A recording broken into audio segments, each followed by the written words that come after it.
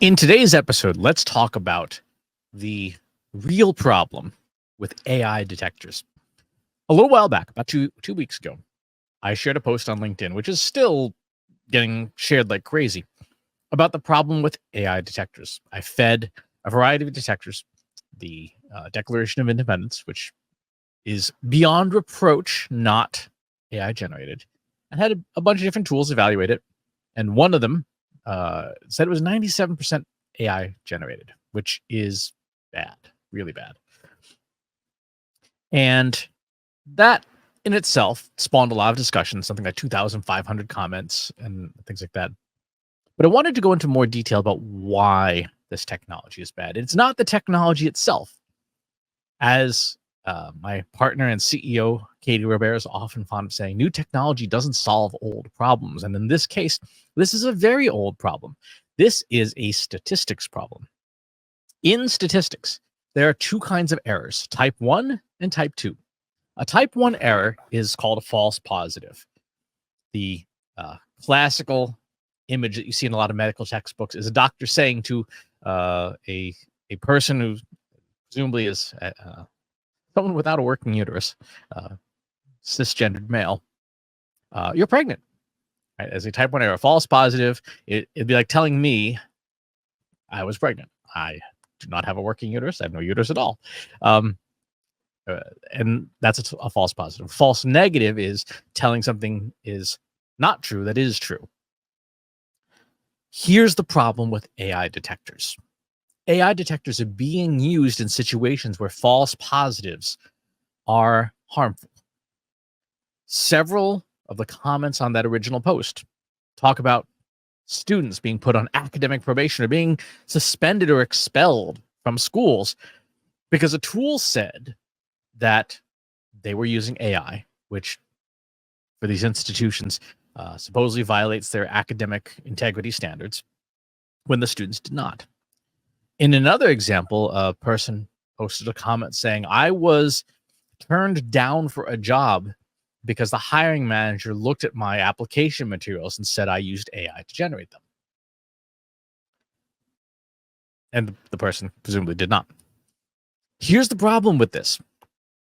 These are very high stakes situations where someone's academic integrity is in question, where someone could lose tens of thousands of dollars in fees paid to schools, tuition and all that stuff, because of a false positive on a tool that's frankly unreliable. Or you're turned down for employment, which has obviously substantial effects. And so what's happening is that companies and institutions and organizations are using these tools without thoroughly testing them. And they have not set what acceptable standards are for type 1 and type 2 errors. What is the acceptable standard of error? To accuse someone falsely, right? Because that's what you're doing when you use one of these tools to say someone used AI, and there's punitive consequences for that, when in fact they didn't. That is false accusation.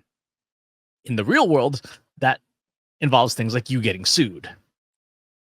What is your standard of acceptable level of error?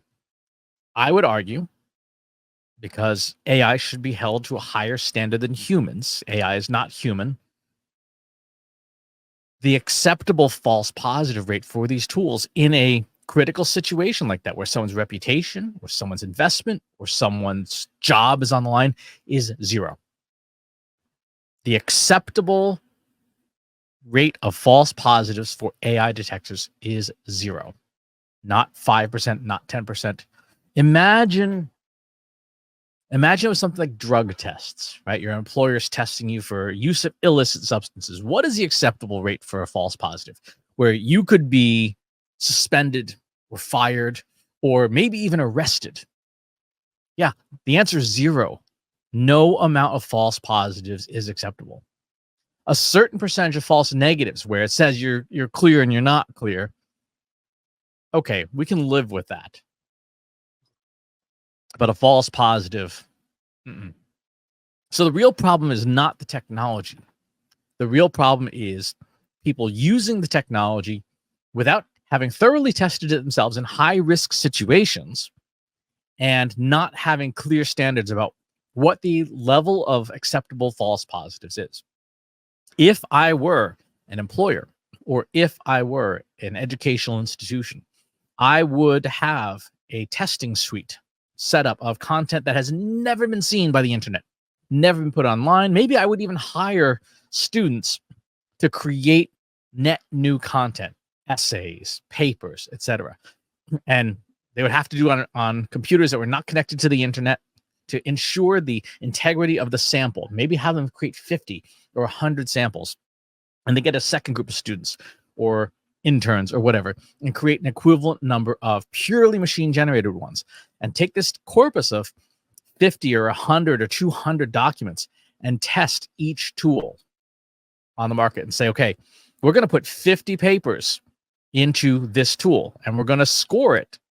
And we're going to say the acceptable false positive rate is 0, and test to see how many AI detectors on the market score correctly. They have no false positives. False negatives, that's fine. You know, hey, this was AI generated, but the tool missed it. That whatever, that's fine. False positives is 0 if we're using it in a high-risk situation. Why don't people do this? Well, it's a lot of work. But I would posit that your institution or your company getting sued for false accusation is a higher risk and a more dangerous risk, and certainly a more expensive risk than doing the testing of these tools. Why don't vendors do this sort of testing? Well, because your false positive rate is going to be higher than 0. These are stochastic tools, language models, which underpin many of these tools. The error rate is always going to be probably higher than 0. So if your standard was no false positives, people wouldn't buy the tools. So that should give you some insight as to the way we should be thinking about using AI detectors in any high-risk situation. And by the way, if you do business in the EU at all, this is the second of 5 requirements of the EU AI Act. Anytime that we are using AI in high-risk situations, we have to thoroughly test and be able to demonstrate to an EU auditor that we have done our due diligence.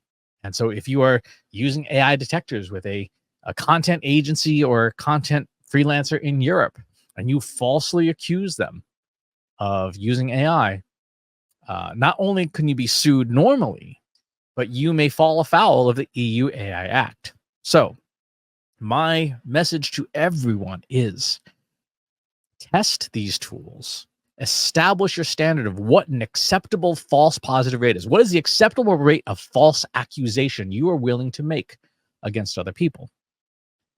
5%, 3%, 0%? Put it in those terms to your executives and your stakeholders. What is the acceptable rate of false accusation we are willing to make?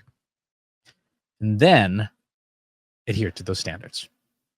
That's going to do it for today's episode. Thanks for tuning in. We'll talk to you next time. If you enjoyed this video, please hit the like button. Subscribe to my channel if you haven't already. And if you want to know when new videos are available, hit the bell button to be notified as soon as new content is live.